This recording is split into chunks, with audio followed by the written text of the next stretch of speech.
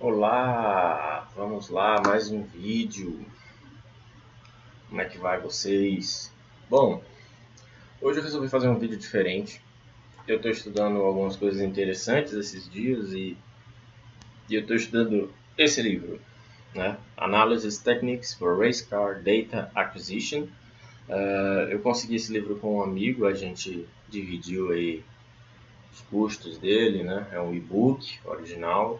Depois eu vou deixar o link do site onde você compra, né?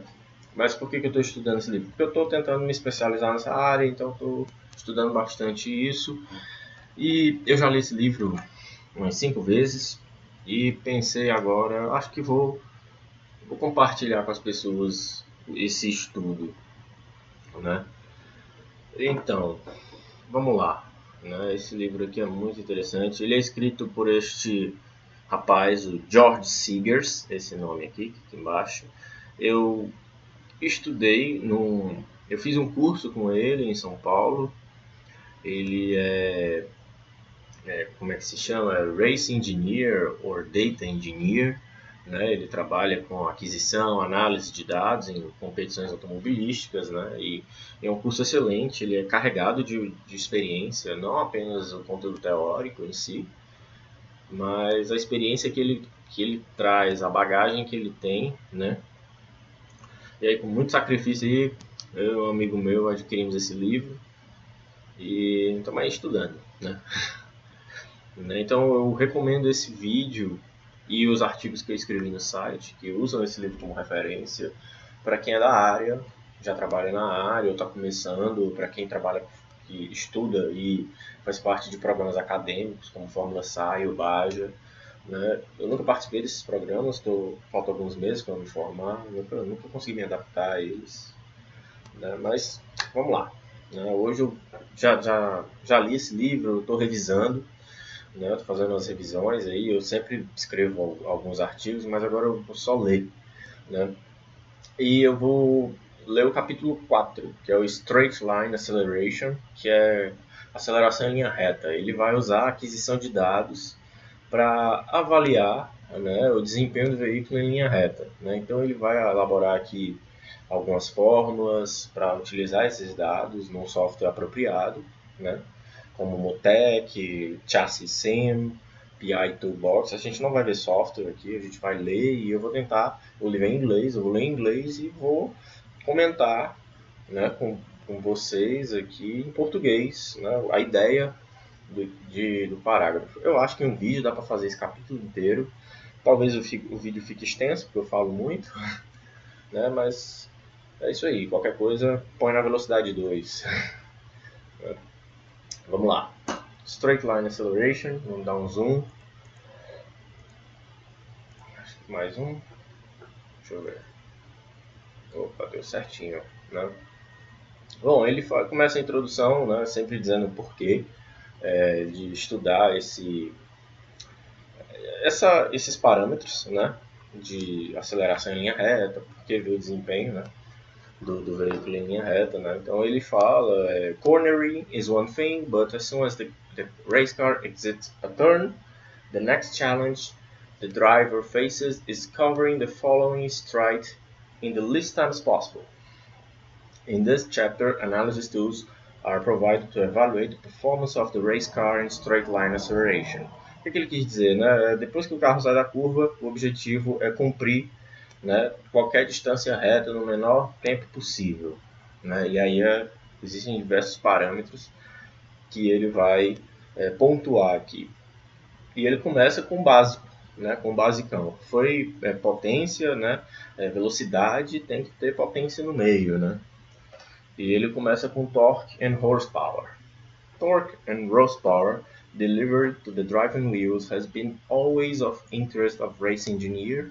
Evaluation of changes often is performed on an engine dynamometer. However, this requires removal of the engine of the car. Isso aqui é interessante, né? Ele já meio que coloca essa sentença, né, de uma forma de que, poxa, eu vou ter que tirar o motor do carro. O que ele já meio que quer dizer aqui? Que nem todas as categorias você vai conseguir fazer isso.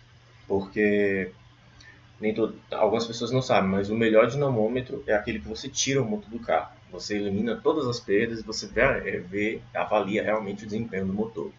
Quem trabalhou em laboratório de motor aí durante a faculdade sabe do que eu estou falando. Então, measuring the car's longitudinal acceleration, vehicle velocity, and engine RPM makes it possible to calculate the torque and therefore horsepower delivered to the wheels with relative reliable accuracy. Esse 4.1 aqui é uma das referências que ele usa no capítulo, né? Aí você vai buscar no final do capítulo. No caso aqui, no final do livro. As mentioned in Chapter 3, que eu pulei, né, o capítulo 3 que eu pulei, longitudinal acceleration can be delivered from velocity signal. So, in fact, the calculation can even be done only with RPM and speed available. O que ele mostra aqui?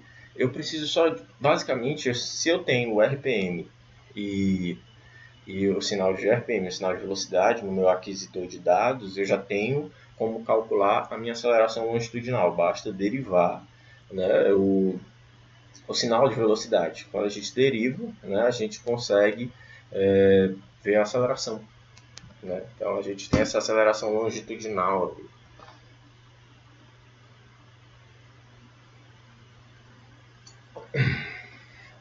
Vamos lá.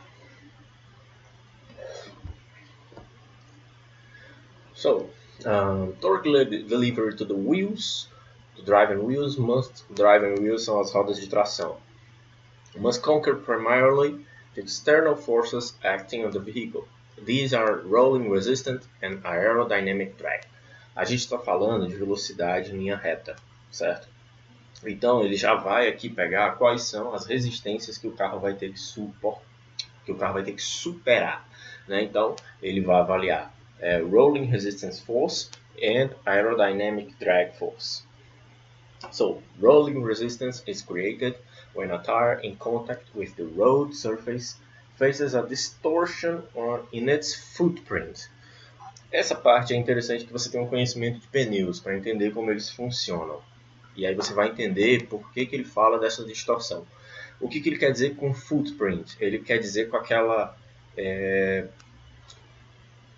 no caso, eu não posso ir ao pé da letra e dizer que é uma pegada, né? É o espaço no qual o pneu se apoia na pista, né? Ele não ele varia de acordo com a pressão, com a resistência da borracha e tudo, porque ela vai distorcer ali e ela varia também de acordo com a carga que está posta sobre as rodas, né? So, this is called tire drag, and this is characterized by a non-dimensional rolling resistance coefficient, Rx. A modern radial ply é o pneu de estrutura radial, pneu radial, né? Radial ply tire on a passenger car typically has an Rx value of approximately 0.03, né? 0,03. Para carros de corrida, esse valor pode ser menor do que 0,05. The rolling resistance is given in the equation 4.1, where m is the total mass of the car and g is the gravitational acceleration. So, então ele dá aqui a minha força que eu tenho que superar, né? Essa é a força que o carro vai ter que fazer para superar a rolagem dos pneus. Eu tenho massa, eu tenho gravidade e eu tenho esse parâmetro aqui. O que é que eu posso dizer a partir disso aqui? Esse parâmetro geralmente é um parâmetro fornecido pelas marcas, né? Você não é um parâmetro que você vai encontrar, vou pôr aqui no Google, você não vai encontrar isso, você vai encontrar valores aproximados. O que ele passou aqui são valores standard, valores base. Mas certeza que na categoria que ele trabalha aí, ou qualquer outra categoria realmente profissional, você tem acesso a esses valores aqui, realmente falando assim, com um pouco mais de precisão. E ele vai falar agora da força aerodinâmica. The aerodynamic drag of the vehicle depends on its frontal area drag coefficient and local air density and is a function of vehicle velocity squared. Aí, so, equação 4.2, where rho, esse Pzinho aqui é a letra grega rho, certo? Não é P não, tá? Rho is the density of the air, 1.185 kg per metro cúbico, esqueci o metro cúbico em inglês. certo? Até a 101.325 Pascal por 20 graus Celsius. Então, so CD, the drag coefficient, A, the frontal vehicle surface, and V is the vehicle velocity. Então aqui eu tenho a força de arrasto. Então você vê aqui que a força de arrasto ela é 0,5 vezes ρ, vezes o coeficiente de arrasto, a área e a velocidade ao quadrado. Lembra que ele falou que eu preciso só de dois valores aqui? Pronto. Na hora lá de pôr no software, ele vai programar no software o algoritmo com essa fórmula. E aí ele vai poder levantar, fazer o levantamento disso, fazer gráficos e avaliar isso. Né? Deixa eu ver. However, it's possible. Ele cita uma coisa muito interessante aqui. Equations 4.1, 4.2 possibly imply that some coefficients need to be estimated. Certo? Ele falou aqui uma coisa que eu acabei de pontuar, né? Algumas vezes precisam ser estimados. Né? Nem sempre você tem acesso a esses valores. Por exemplo, a área frontal. Como é que você vai saber a área frontal do carro? Né? Como é que você vai saber? Você vai medir? Como é que você vai medir isso aí? Né? São valores assim que às vezes você precisa estimar ou você precisa que o fabricante passe para você. Eu acho que o fabricante passa. Não é possível. Né? Eu tenho uma certa convicção que o fabricante deve passar. Não é possível. Entretanto, no. However, it is also possible to determine the total external resistance through a coast down test, which is covered in Chapter 13. Coast down test é um teste onde ele coloca o carro em, como é que a gente diz, regime permanente. Ele escolhe uma reta do circuito, ele estabelece com o piloto lá, você vai passar nessa reta a 160, você vai manter 160 até o fim da reta. Por que ele faz isso? Para deixar o carro em regime permanente, ele vai fazer aqueles dados e vai fazer os cálculos, né, para levantar, conseguir estimar com mais precisão qual é a área frontal, qual é o CD e por aí vai. É uma forma, né? Mas para isso você precisa de um bom sistema de aquisição de dados que te dê muitas informações. The torque required to overcome the total external force on the vehicle is given in equation 4.3 with R rolling, the driver tires rolling radius. Outro parâmetro que você só conhece assim com informação do fabricante, ou então artigo científico mostrando algo mais detalhado. Certo? Então o torque requerido para superar as forças externas, que são essas que eu acabei de mencionar, que eu acabei de ler, essas equações aqui por último, né? A força, né? Essa força aqui, o F rolling, mais o coeficiente, a força de arrasto, vezes o raio de rolamento dos pneus. Certo? Esse raio ele não é necessariamente o raio total do pneu. Né? Existe uma pegadinha aqui, né? É um outro valor. E ele faz isso para que eu tenha o torque que o motor tem que fazer para superar isso aí. In addition, the torque required to overcome the external forces, the amount of torque available to accelerate the vehicle is given by equation 4.4, where g long is the longitudinal acceleration of the vehicle measured by data logging system. So, MF is a factor that takes account a driveline rotational inertia and mass factors. Tá vendo que agora a gente tem que ter mais dados? Né? Ele está agora pegando o torque total que o veículo vai fazer numa reta, né, para superar todas as resistências. Ele já viu as resistências internas, né?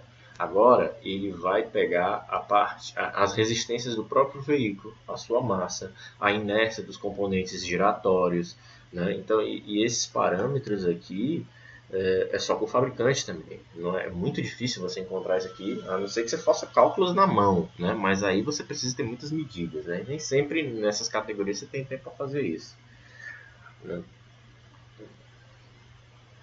Então ele me dá essa fórmula. Lá na frente, ele não, se eu não me engano, ele não vai aplicar essa fórmula aqui, ele vai aplicar direto essa. Então, dê uma olhada aqui, né? Se puder, pausa o vídeo e anota.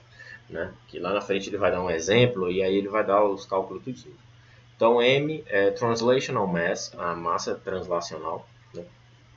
que é massa sobre o G, né, que é sobre gravidade, né? O Equivalation Rotational Mass, que é esse MR aqui, e a relação total de marcha. Ou seja, já tá, o que essa relação está contando aí? A relação de todas as marchas do carro. É claro, né, no qual ele vai contar a marcha que está engatada. Né?